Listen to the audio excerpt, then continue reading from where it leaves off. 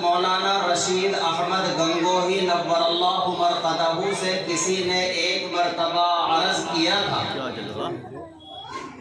کہ حضرت بعض مقررین کو عجیب ملکہ ہوتا ہے، بڑی مہارت ہوتی ہے، وہ جب چاہتے ہیں مجمع کو رلا دیتے ہیں اور جب چاہتے ہیں مجمع کو ہنسا دیتے ہیں۔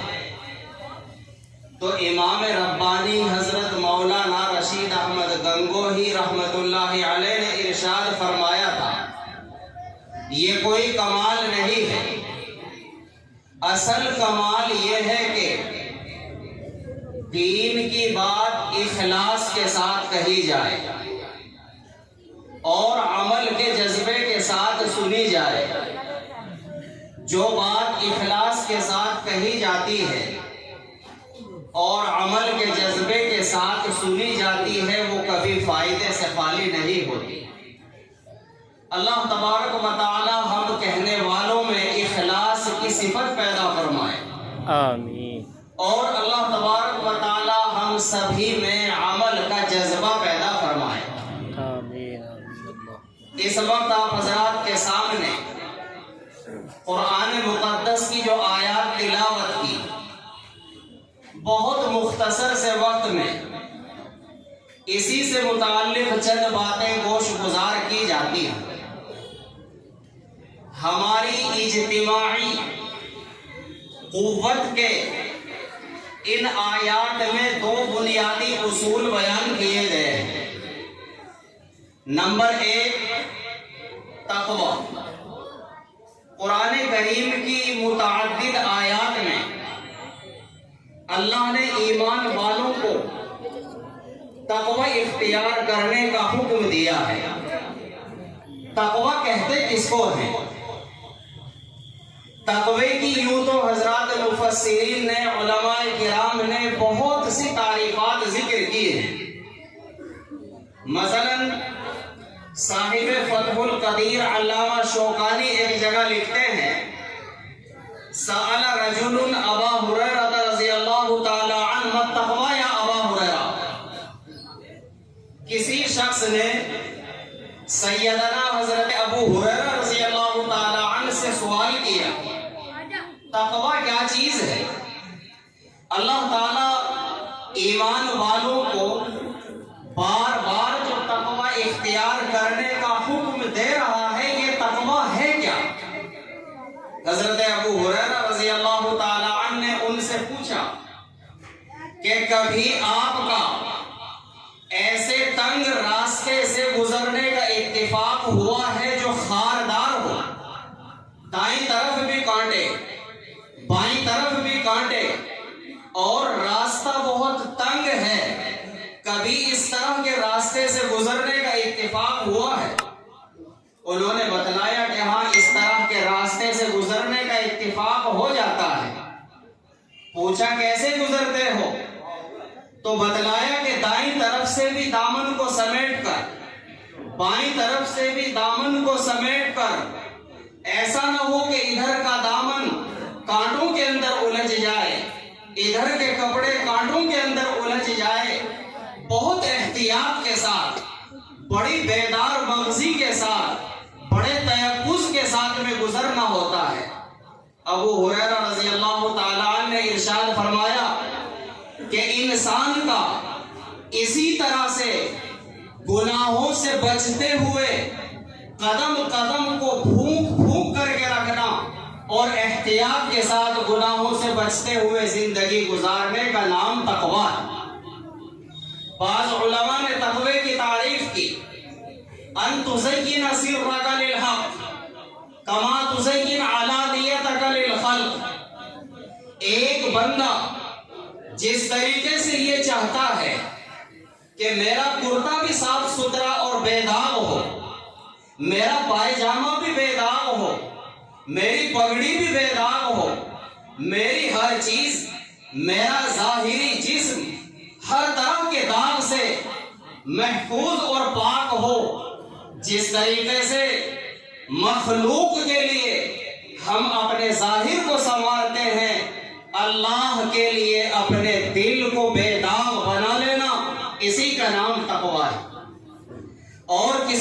عربی شاعر نے کہا ہے خلی الذنوب صغیرہا و کبیرہا ذاک التقی، چھوٹے بڑے تمام گناہوں کو چھوڑ دیجئے، تقوی کی روح، تقوی کی حقیقت اور تقوی کا ماحصل اور خلاصہ یہی ہے، چھوٹے بڑے تمام گناہوں سے دل کے اندر نفرت بٹھا لیجئے۔ بعض گناہ چھوٹے گناہ کہلاتے ہیں اور بعض گناہ بڑے گناہ کہلاتے ہیں۔ چھوٹا گناہ کسے کہتے ہیں، بڑا گناہ کسے کہتے ہیں، تعریفیں مختلف کی گئی ہیں، اسی وجہ سے تعداد میں اختلاف ہو گیا۔ علامہ ذہبی رحمۃ اللہ علیہ نے بڑے گناہوں کی تعداد 70 ذکر کی ہے۔ رئیس المفسرین حضرت عبداللہ ابن عباس رضی اللہ تعالی عنہما نے بڑے گناہوں کی تعداد 700 سے بھی زائد ذکر کی ہے، یعنی تمام گناہوں سے اپنے دل کے اندر نفرت کا بٹھا لینا اور گناہوں سے پکی سچی توبہ کر لینا، اسی کا نام تقویٰ ہے۔ دوسری بنیادی چیز جو اللہ تبارک و تعالی نے اس آیت میں بیان فرمائی وَاعْتَصِمُوا بِحَبْلِ اللَّهِ جَمِيعًا وَلَا تَفَرَّقُوا، اس کا پس منظر کیا ہے، شان نزول کیا ہے؟ حضرات علماء نے لکھا ہے مدینہ منورہ میں 2 مشہور قبیلے، قبیلہ اوس اور قبیلہ خزرج آباد تھے۔ یہ دراصل یمن کے معارب شہر کے رہنے والے اور ایک ماں باپ کی اولاد ہیں۔ ان کی ماں کا نام چونکہ قیلا تھا، اس لیے ان کو پہلے بنو قیلا کہا گیا، اور ان کی آپس میں 120 سال تک لڑائی چلی۔ ذرا سی بات پر، معمولی بات پر خون خرابہ ہو جاتا، انہوں نے اگر ان کا ایک قتل کیا، انہوں نے اس کے بدلے میں 2 کو مار ڈالا، انہوں نے 2 کو مارا تو انہوں نے ان کی پاداش میں 4 کو مار ڈالا، 120 سال تک آپس میں لڑتے رہے۔ اسلام وہ عظیم نعمت ہے جس پلیٹ فارم پر یہ دونوں قبیلے آنے کے بعد آپس میں پہلے کی طرح بھائی کی طرح زندگی گزارتے ہیں۔ اسی مضمون کو اللہ تبارک و تعالیٰ نے ان آیات میں بیان کیا۔ بعض روایات سے معلوم ہوتا ہے کہ ان دونوں قبائل کے مشرف بے اسلام ہو جانے کے بعد، اسلام کے دائرے میں داخل ہو جانے کے بعد، ایک روز ایک صحابی قبیلہ اوس کے ثعلبہ ابن غنم، دوسرے صحابی قبیلہ خزرج کے اسعد ابن زرارہ خزرجی بیٹھے ہوئے ہیں، آپس میں پرانی باتیں چھڑ جاتی ہیں۔ ثعلبہ ابن غنم اوسی کہتے ہیں تمہیں معلوم نہیں ہم کون ہیں، ہماری شناخت کیا ہے، ہماری پہچان کیا ہے، ہمارا تعارف کیا ہے، ہم کون ہیں، اور اپنے مناقب بیان کرنے شروع کرتے ہیں کہ دیکھو خزیمہ ابن ثابت جن اکیلے صحابی کی گواہی کو 2 صحابی کی گواہی کے قائم مقام قرار دیا گیا وہ ہم میں سے ہیں۔ حضرت حنظلہ جو غسیل الملائکہ فرشتوں نے جن کو غسل دیا ہے وہ ہم میں سے ہیں۔ اسی طریقے سے عاصم ابن ثابت جو کبار صحابہ میں سے ہیں، یہ سعادت، یہ فضیلت ہمیں حاصل ہے۔ حضرت سعد ابن معاذ رضی اللہ تعالی عنہ جو بڑے صحابی ہیں، بنو قریظہ کے مسئلے میں انہی کا فیصلہ تسلیم کیا گیا، وہ ہم میں سے ہیں، ہماری تاریخ دیکھو۔ اسعد ابن زرارہ خزرجی کہنے لگے تمہیں معلوم نہیں ہم کون ہیں، ہمارا تعارف کیا ہے؟ ہم وہ ہیں کہ قرائے صحابہ ان میں حضرت معاذ ابن جبل ہو، ابی ابن کعب ہو، زید ابن ثابت ہو، سعد ابن عبادہ ہو، یہ سب ہم میں سے ہیں۔ یہ فضیلت، یہ سعادت ہمیں حاصل ہے۔ دونوں کے آپس میں نوک جھوک شروع ہوئی اور پرانی باتیں، پرانی یادیں سامنے آئی۔ انہوں نے اپنے چاہنے والوں کو آواز لگائی، انہوں نے اپنے ماننے والوں کو بلایا، اور دونوں میدان میں آ گئے، اور قریب تھا کہ آپس میں لڑائی شروع ہو جائے، آپس میں جنگ چھڑ جائے۔ نبی پاک صلی اللہ علیہ وسلم کو اطلاع ملتی ہے، آپ بنفس نفیس تشریف لے جاتے ہیں، اور شاید مدینہ منورہ کی پوری زندگی میں یہ پہلا ایسا موقع تھا کہ آپ مدینہ منورہ میں ہوتے ہوئے مسجد نبوی میں نماز نہیں پڑھا سکے۔ حضرت عبد الرحمن بن عوف رضی اللہ تعالیٰ نے اس دن نماز پڑھائی۔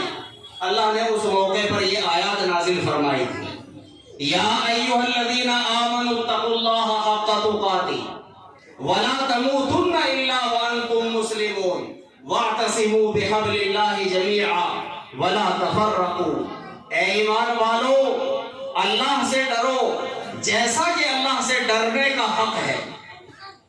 اللہ سے ایسا ڈرو جیسا اس سے ڈرنے کا حق ہے۔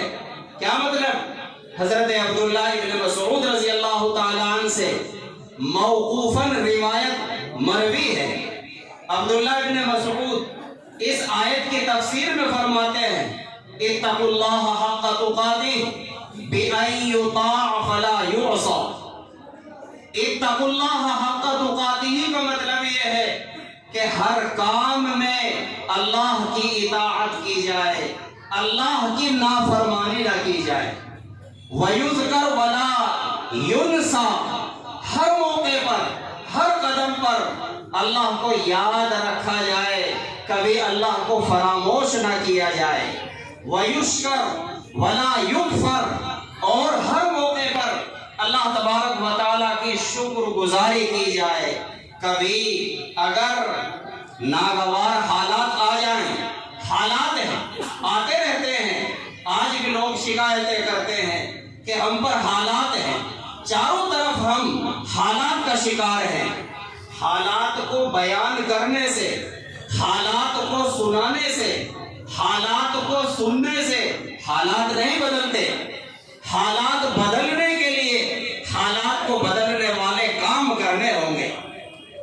چنانچہ حدیث شریف میں نبی پاک صلی اللہ علیہ وسلم کا ارشاد ہے، علیکم بالجماعہ وَإِيَّاكُمْ وَالْفُرْقَةَ، اجتماعیت کو لازم پکڑو، ایک پلیٹ فارم پر اکٹھے ہو جاؤ، اور آپسی جو اختلافات ہیں، گھر کے اندر اختلاف، خاندان کے اندر اختلاف، بستی کے اندر اختلاف، ملی اختلاف، مسلکی اختلاف، عالمگیر اختلاف، تمام کے تمام اختلافات کے شکار ہم ہی رہ گئے۔ تمام اختلافات کو بالائے طاق رکھ کر ایک پلیٹ فارم پر جمع ہو جاؤ۔ آپ سبھی جانتے ہیں، ایک سیخ لے کر اگر کوئی صفائی کرنا چاہے، سیخ ٹوٹ جائے گی، صفائی نہیں ہو پائے گی۔ اور اگر چند سیخوں کو ایک جگہ جمع کر کے صفائی کا ارادہ کرو، کوڑا آگے آگے چلے گا۔ ایک دھاگے کو سہولت کے ساتھ میں کوئی بھی توڑ دیتا ہے، لیکن جب چند دھاگے آپس میں مل جاتے ہیں تو پھر ہمت نہیں کہ ان کو کوئی توڑ سکے۔ آج ہماری پستی اور ہماری ذلت اور ہماری رسوائی کے اسباب میں ایک خاص سبب یہ بھی ہے کہ ہماری جماعتوں میں ہر جگہ افتراق، انتشار، تشدد، آپس میں جھگڑے، آپس کے اختلافات نظر آتے ہیں۔ تو اللہ تبارک و تعالیٰ نے ہماری اجتماعی قوت کے ان آیات میں دو بنیادی اصول بیان کیے ہیں۔ عام فہم زبان میں، بالکل سیدھی سادی اور دیسی زبان میں، ہمیں آج ضرورت ہے ایک اور نیک بننے کی۔ سب سے پہلا کام نیک بنیے، گناہوں سے پکی سچی توبہ کر لیجئے۔ اور یہ جگہ ماشاءاللہ کتنی اونچی نسبت ہے، آج کی یہ مجلس کتنی اونچی نسبت ہے، اس سے اچھا اور کیا موقع ہوگا۔ فقیہ الاسلام حضرت مولانا مفتی مظفر حسین صاحب نور اللہ مرقدہ کی زبانی میں نے سنا، حضرات علماء کرام کو خاص طور پر حضرت متوجہ فرما کر کے ارشاد فرما رہے تھے کہ ہم علماء الحمدللہ اللہ کا فضل ہے، اس کا احسان ہے، چوری نہیں کرتے، زنا نہیں کرتے، شراب نہیں پیتے۔ کیوں؟ کیا اس وجہ سے کہ ہمیں اللہ کا ڈر ہے؟ کیا اس وجہ سے کہ یہ بڑے گناہ ہیں؟ جس طریقے سے یہ بڑے گناہ ہیں، بدگمانی، حسد، غیبت، ایک دوسرے کی ٹانگ کھینچنا، یہ بھی تو گناہ کبیرہ ہیں، یہ بھی تو بڑے گناہ ہیں۔ اگر اللہ کے ڈر کی وجہ سے گناہ چھوڑے ہوتے تو جس طریقے سے وہ چھوڑے ہیں تو یہ بھی چھوڑے ہوتے، لیکن وہ گناہ جن کی وجہ سے عوام میں شرمندگی کا احساس ہوتا ہے وہ ہم نے چھوڑ دیے، اور جن کو کوئی نہیں دیکھ رہا، کسی کو پتہ نہیں، وہ کر رہے ہیں، اس کا مطلب یہ ہے کہ دل میں اللہ کا خوف نہیں ہے، اللہ کا ڈر نہیں۔ ایک ڈر تو ایسا ہوتا ہے جیسے انسان دشمن سے ڈرتا ہے، شیر سے ڈرتا ہے، سانپ سے ڈرتا ہے، ایسا ڈر مقصود نہیں۔ اللہ تعالیٰ جو فرما رہے ہیں اتقوا اللہ، اللہ سے ڈرو، یہ ڈر ایسا مقصود نہیں، وہ خوف کہلاتا ہے۔ ڈر وہ مقصود ہے، ڈر وہ مطلوب ہے جو ایک اطاعت شعار، شاگرد اپنے استاد سے ڈرتا ہے، فرما بردار بیٹا اپنے باپ سے ڈرتا ہے، مرید اپنے پیر سے ڈرتا ہے، دل میں عظمت ہوتی ہے۔ تو اللہ کو ہر جگہ حاضر ناظر سمجھ کر اللہ سے ہر حال میں ڈرتے رہنا چاہیے۔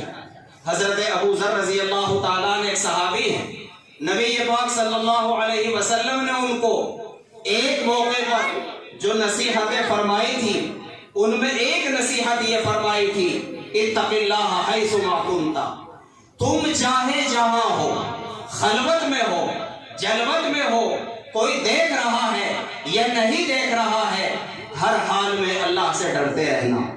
جب ہمارے دلوں کے اندر اللہ کا ڈر پیدا ہو جائے گا، گناہوں سے خود بخود نفرت پیدا ہو جائے گی۔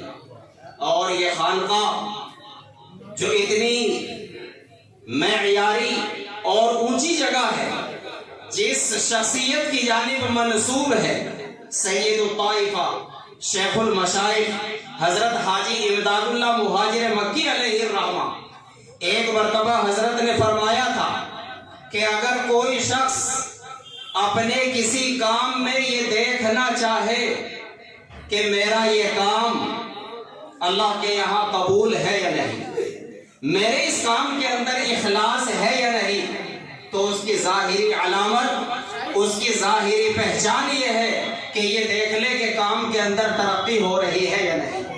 کام کے اندر ترقی کا ہونا یہ اللہ کے یہاں اس کام کے مقبول ہونے کی علامت ہے۔ بفضلہ تعالی یہاں پر ترقیات ہو رہی ہے۔ اللہ تعالیٰ سے دعا ہے اللہ تبارک و تعالی اس خانقاہ کی بھی، اس ادارے کی بھی، اور تمام ہی مدارس اسلامیہ کی تمام شرور فتن سے حفاظت فرمائے، اور اللہ تبارک و تعالی ہم سبھی کی یہاں کی اس حاضری کو قبول فرمائے، اور ہمیں اپنے گناہوں سے پکی سچی توبہ کرنے کی اللہ تبارک و تعالی توفیق عطا فرمائے، اور اللہ تعالی ہمارے تمام مدارس کو داخلی خارجی ہر قسم کے شر اور فتنے سے محفوظ رکھے۔